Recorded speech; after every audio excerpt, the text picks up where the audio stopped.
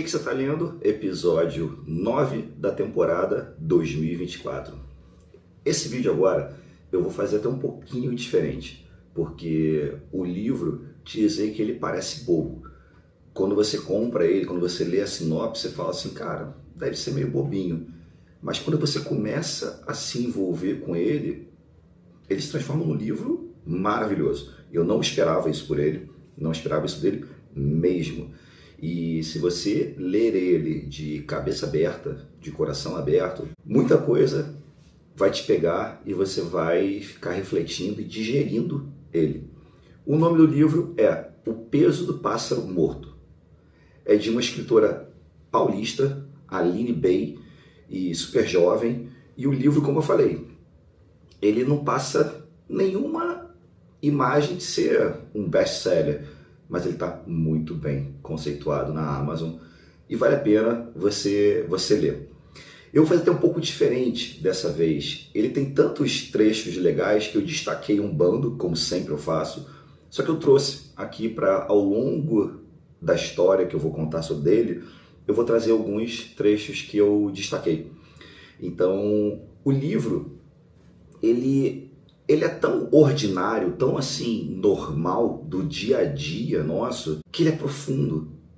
A escrita dele é bem fluida, é meio que poética, é ritmado, os capítulos são curtinhos, então, quando você percebe, o livro está voando e você acaba ele muito rápido.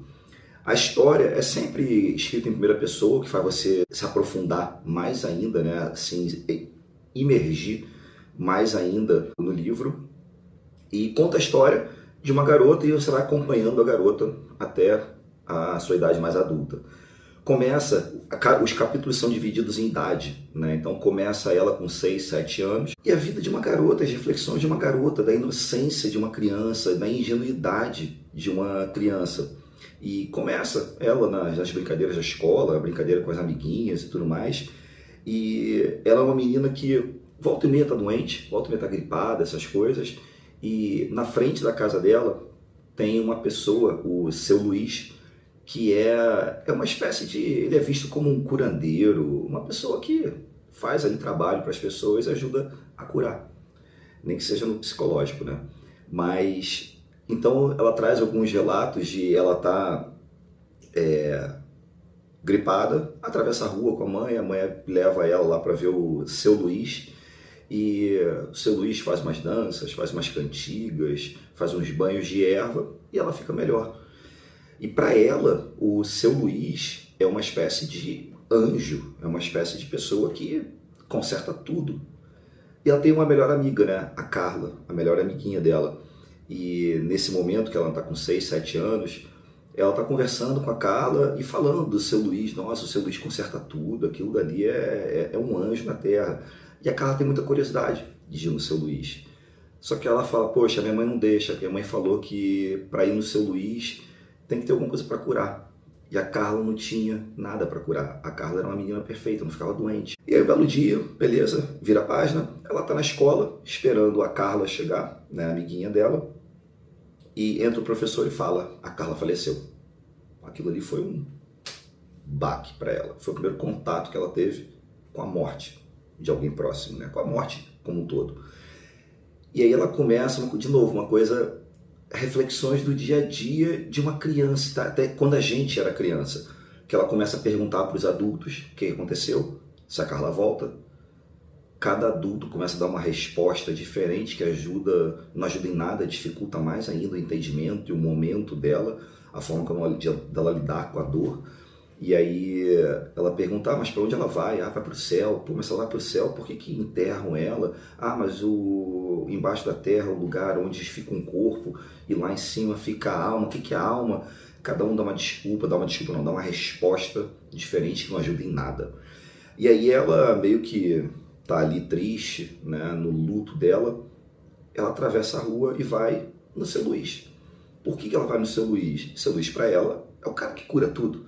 Então ela vai no seu Luiz e fala, Luiz, seu Luiz, cura a Carla, conserta a Carla. E aí ele é a primeira pessoa que trata ela um pouco como adulto. E dá respostas para ela de uma forma mais sensata, que ajuda ela a acalmar. Mas aí ele fala, por um lado ajuda a acalmar ela, mas por outro traz a realidade nua e crua. Fala, ela não volta. Tá, mas você não pode curar ela. Eu não curo tudo. Eu não consigo consertar a Carla. Tá, mas o que aconteceu com a Carla? Ele é a única pessoa que fala a verdade. Ele fala que a Carla foi atacada por um cachorro. E aí vem dois sentimentos que esse momento ela retrata no livro. O primeiro sentimento é de culpa. Por que culpa? Ela tinha tido papo com a Carla de que só podia ir no seu Luiz se você tivesse alguma coisa para curar, para ser consertada. Na cabeça dela, a Carla foi nesse terreno que tinha esse cachorro, que não era um local rotineiro da Carla aí, e a Carla é atacada por esse cachorro. Então nela ficou a culpa de que a Carla foi lá para se machucar, para ter motivo para ela levar a amiga no seu Luiz, terem uma experiência juntas de se curarem ou de se consertarem. Primeiro sentimento, culpa. E o segundo sentimento é a frustração. Por que a frustração?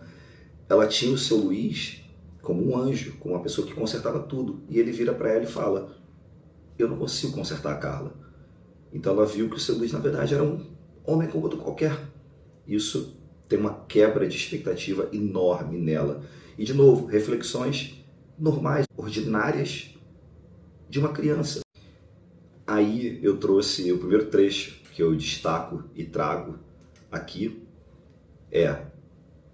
Ela não volta.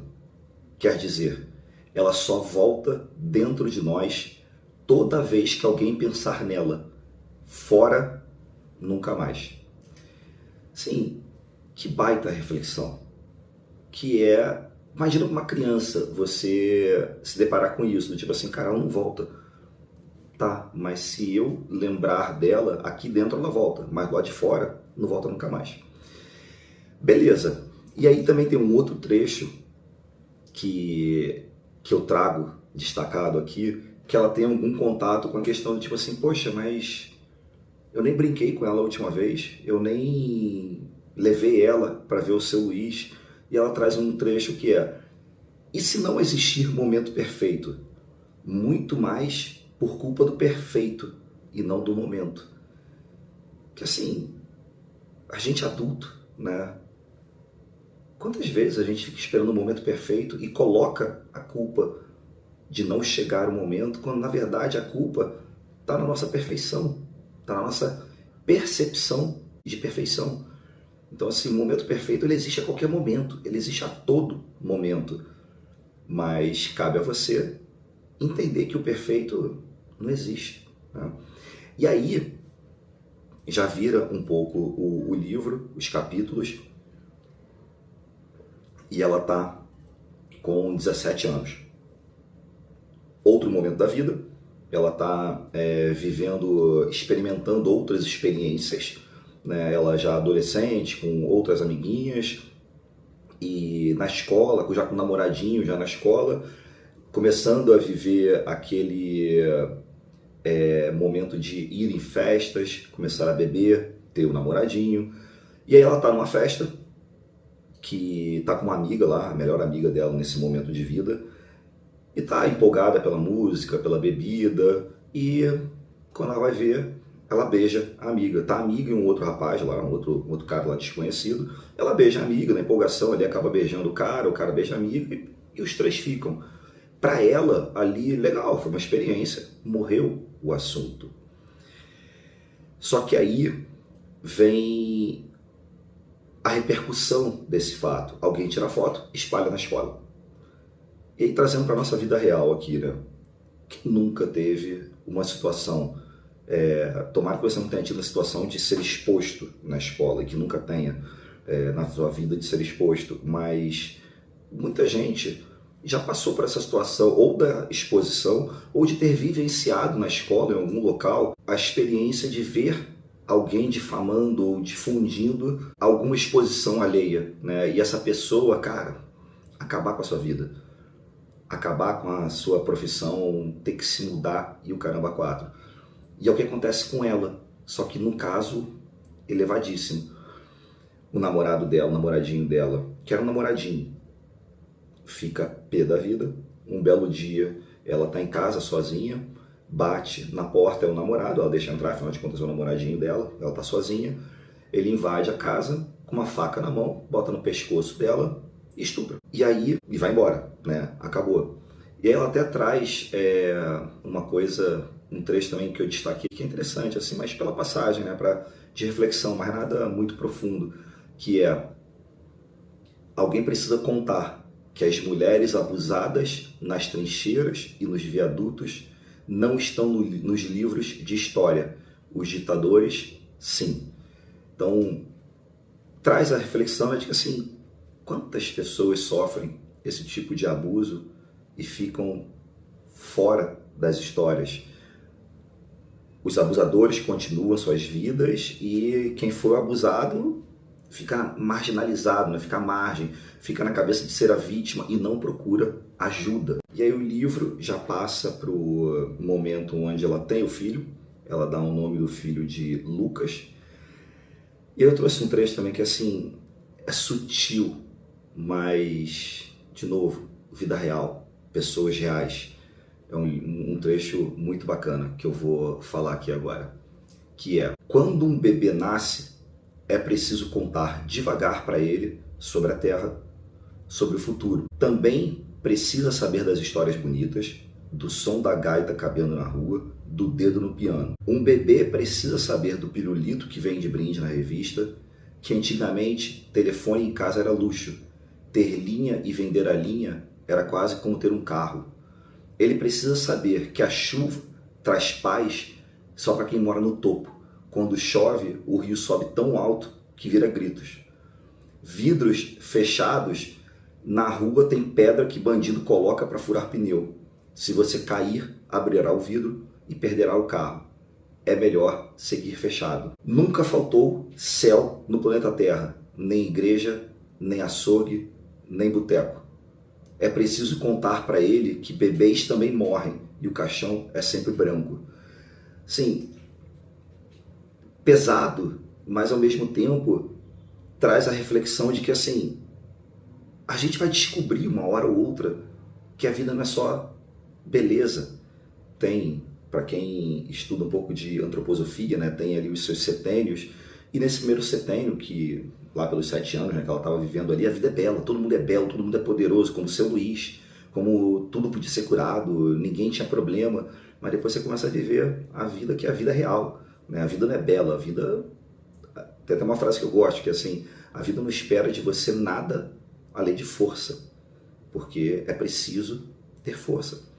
E aí, ela já está na fase do livro com seus 20 e poucos anos, 30 anos, que ela começa a viver um momento onde muitas mães, muitos pais vivem, que é: o filho está crescendo e você, que tinha ele como primeiro plano, como tudo, começa a ser deixada em segundo plano, ou ser deixado em segundo plano, que ele não está mais ali tendo você como a única referência, ele está querendo viver a vida dele. E aí tem um trecho legal que eu trago aqui, que eu destaquei, é: não tinha percebido que o Lucas estava de fone.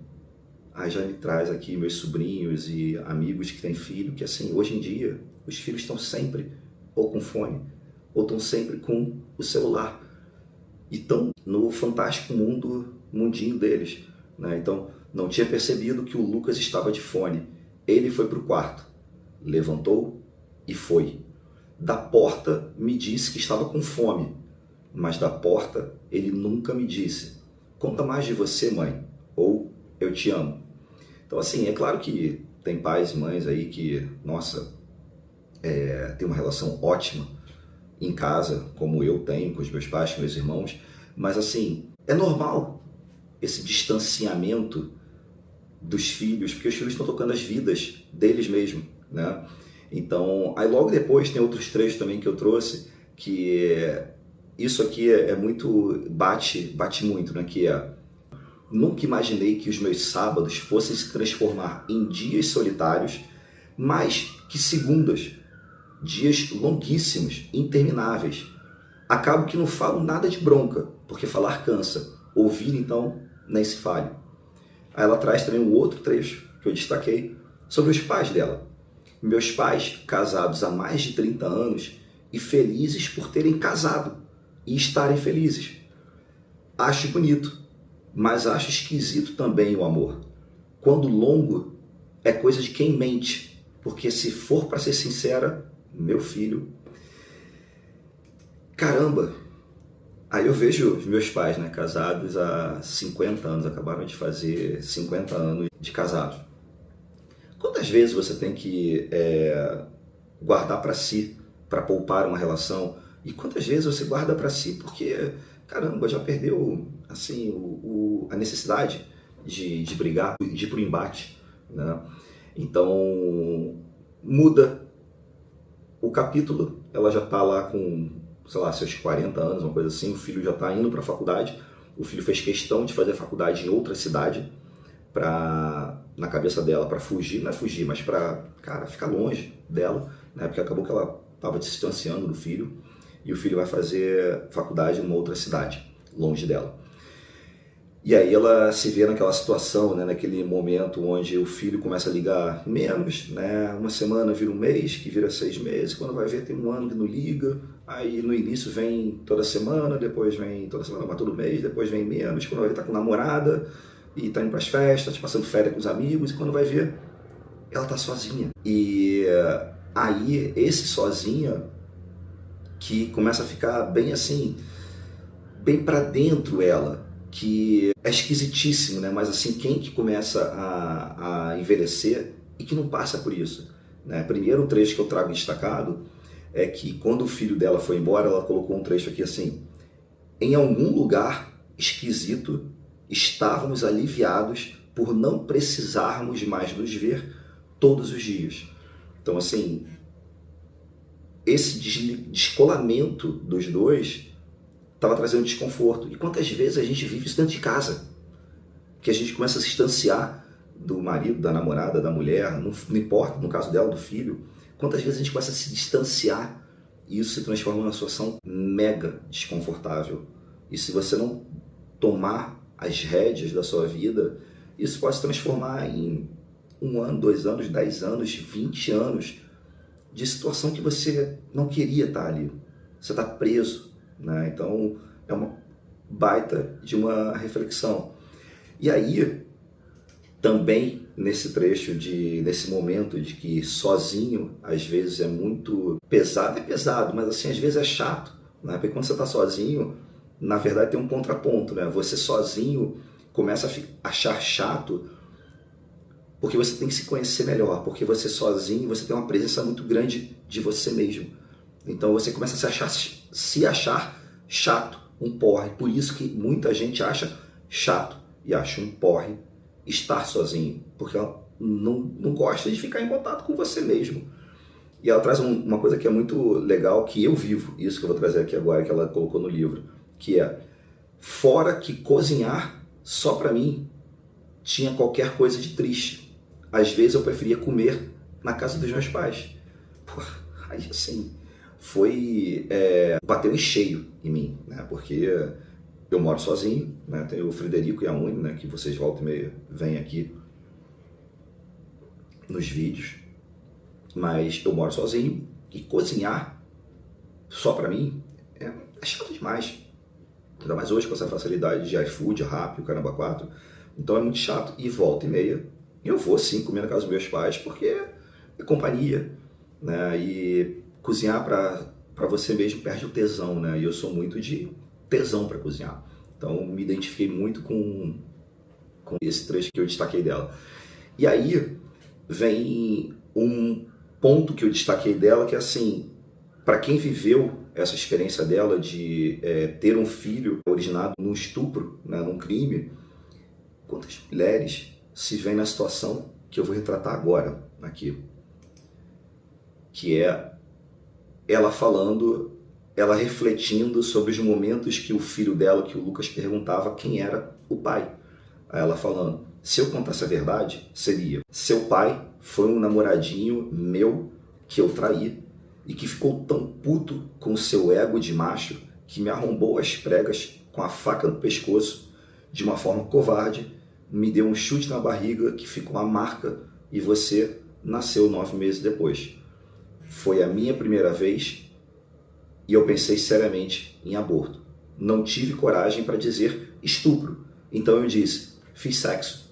E a minha família falou, se foi mulher para fazer, vai ser mulher para criar. Preciso nem dizer que retrata friamente a vida.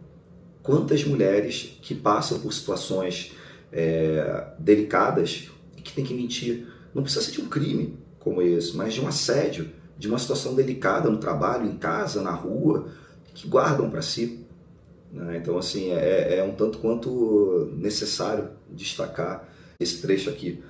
E aí, tem um outro trecho que eu destaquei também, que ela começa a ter algumas experiências de morte, né? Que ela já está começando a ficar um pouco mais velha, então tem algumas conexões dela que vão partindo, né?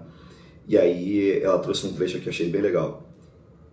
Entendendo que o tempo sempre leva as nossas coisas preferidas no mundo e nos esquece aqui, olhando para a vida sem elas. Isso eu achei super legal, que a gente, quando vai ficando mais velho, a gente se depara com isso, né? Assim, caramba, a gente vai perdendo pessoas. E o que é legal, que tem até um outro trecho que eu vou trazer aqui, que ela começa a conectar com a questão de que fazer a relação entre a perda de alguma coisa ou de alguém, porque você perdeu, porque você parou de nutrir e essa relação acabou. Comparando com a relação de quando é tirado de você, seja com material, por um bem ou por uma pessoa que morre, né? Por um animal que morre. Aí ela bota, não me importo, disse para ele, que ela nesse momento, até voltar aqui um pouquinho, ela vai visitar o filho na faculdade, porque ele chama, tô com uma namorada nova aqui, vem conhecer e tudo mais. Ela vai. Só que foi super estranho para ela esse convite, que o filho não ligava para ela há anos, e aí liga, porque eu quero que você conheça a minha namorada. Ela vai. No meio do caminho, ela tá lá super viajandona, janela aberta, vivendo a vida sozinha, e para abastecer o carro, e no posto de gasolina ela vê um cachorro lindo lá, todo maltratado, e ela fala, cara, eu me identifiquei com esse cachorro, sozinho, abandonado num posto, pessoas passando e ninguém ajudando, mas ninguém dando bola. Ela se viu naquele cachorro. O que ela faz? Chama o cachorro, coloca dentro do carro e volta para o Rio. Volta para a cidade dela. Não vai visitar o filho. E aí, quando ela chega, leva o cachorro para o veterinário, ela dá o nome do cachorro de Vento, porque voltou no carro com a cabeça no vento ali e marcou ela. E ela vai no veterinário, o veterinário fala assim, cara, ele é velho, ele parece ser bem velho e não vai durar muito. Aí ela escreve, né? ela fala pro veterinário, não me importo, eu disse para ele, que seja breve o nosso encontro, porque no tempo da minha memória somos para sempre. Não existe morrer dentro, é como uma canção. As canções não morrem nunca, porque elas moram dentro das pessoas que gostam dela, que gostam delas. Então, muito daquilo que ela viveu lá quando ela era criança, de que fora não volta, mas dentro não morre. Ela retratou aqui o momento dela com o cachorro e também fazendo conexão com a questão de não existe momento perfeito, você tem que viver aquele momento a todo momento. E ela combinou com a questão da música, né? Que assim, realmente, se você for pensar, você pode ter ouvido uma música há 10 anos atrás e se você gosta dela, você lembra ela com uma naturalidade. Então ela não morre nunca dentro de você. E aí ela traz, tá acabando aqui, tem mais 3 trechos que eu destaquei dela, que me conectei muito com esse trecho, que assim, eu sou uma pessoa muito ansiosa. E isso faz com que eu me entedie muito facilmente. Com isso, tem 2 consequências. O nascer do dia e o escurecer, para mim, é muito delicado. Porque o entardecer me traz a sensação do tipo assim, caraca, acabou um dia. Será que eu curti? Caramba, passou o dia inteiro e, porra, eu não brinquei com meus gatos, eu não trabalhei direito, ainda tem coisa para fazer, ou eu não curti o dia, se for no fim de semana. E o nascer do dia é a mesma coisa, do tipo assim, caraca, eu tenho que aproveitar o dia ao máximo. E aí, ela tem um trecho que ela coloca aqui. Amanhã, né, durante a manhã, os primeiros raios com rastro de lua. Por eles é preciso estar de olhos abertos. Eles ensinam a coragem que eu nunca vi. Guerras, mortes, latrocínios acontecem e o sol nascendo por cima de tudo. Não importa ontem quem morreu. A partir das 6 da manhã, muda. Vira escritório, vira rotina, vira banco. Isso para mim bateu bem, que é assim, legal. Se você fica ali acima de tudo, indiferente a tudo, a vida passa. E se você não parar um tempinho para você curtir os teus momentos perfeitos com quem você precisa curtir, com quem realmente importa, depois das 6 da manhã, vira rotina, vira banco, vira boletos, vira trabalho, e a vida passa assim no estalo. E aí já vai caminhando já para o final. E aí tem dois trechos que eu trouxe aqui, que um é um momento muito delicado. Ela está lá feliz da vida, vivendo com o vento. Ela está indo na feira, vai na feira, aliás. Quando volta, vê um tumulto na porta da casa, o portão aberto e o vento no chão. E aí eu vou trazer o trecho que ela relata o acontecido. O rabo do vento parou. Chorei aberta para sair a dor. Sorriso, eu não sabia mais em que lugar que ele ficava no corpo. Não dei beijo no vento antes dele morrer. Dei depois, mas depois não adianta. Também de manhã, antes de ir para a feira, eu não disse nada de tchau. Ele estava dormindo tão doce, não quis acordar e o tempo não volta. Isso não tem como não bater pesado em todo mundo. Porque assim, quantas vezes você deixa de falar alguma coisa para alguém, você deixa de fazer alguma coisa achando que a gente é infinito. E a gente não é infinito, a gente é finito. Então, quantas vezes a gente não percebe que a gente deveria ter curtido, falado o que a gente está sentindo, e faria toda a diferença. Só que a gente não percebe esse faria toda a diferença porque a gente continua tendo oportunidades. E a gente só vai de fato dar essa importância quando a gente não tiver a oportunidade, quando nos for tirada a oportunidade. E aí vem o último trecho que eu destaquei, que é justamente isso. Ela sabia que sim, e não ver alguém nunca mais por questões sentimentais doía menos do que não ver alguém nunca mais porque a pessoa deixou de existir. Olha que legal. E pensa bem, quando você termina um relacionamento, você nunca mais vai ver aquele alguém por questões sentimentais. Dói bem menos do que quando você perde alguém. Que você nunca mais vai ver aquela pessoa porque ela deixou de existir para você. Nos dois exemplos, a pessoa deixou de existir para você. Só que você, por opção sua, você deixou. E dói menos do que quando é tirado de você. E aí me vem até um trecho. Se você não viu o filme As Aventuras de Pi, recomendo muito, fortemente, que você veja. É um filme muito bom. E provavelmente você vai chorar que nem uma criança. Porque o filme, ele bate muito forte, ele faz você refletir muito. E no final do filme, quando, eu não vou contar o final do filme porque é sutil, mas quando chega no final do filme, o garoto, né, ele fala a seguinte frase, né, que o que dói mais na partida não é a partida em si,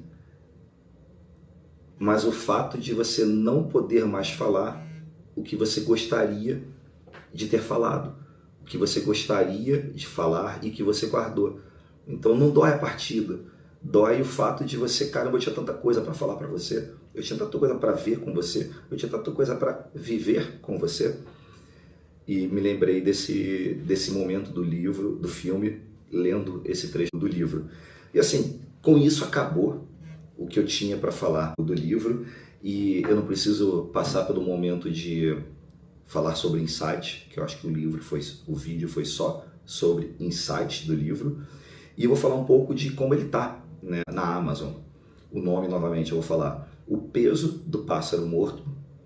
A escritora paulista é Aline Bey. Ele foi vencedor do Prêmio São Paulo de Literatura e vale bastante a pena ler. Ele está muito bem conceituado, ele está em 667 em em todas as categorias, né? Ele está em número 23, Drama, Literatura e Ficção, 34º, Ficção Feminina e 121 em Ficção Literária, Literatura e Ficção. Ele tem nada mais, nada menos que 13.854 avaliações numa nota 4.7. Ele custa no Kindle R$ 37,00 e na capa comum R$ 51. Vale bastante a pena ler. Ele é super curto, você vai ler ele em 2, 3 dias no máximo. Eu li, eu acho que em 2, mas eu não sou muita referência para isso. Mas lembre-se, não tem nenhuma diferença entre uma pessoa que não sabe ler e uma pessoa que não lê. Então leia todo tipo de livro, mesmo aqueles que não causam nenhum impacto em você, mas leia.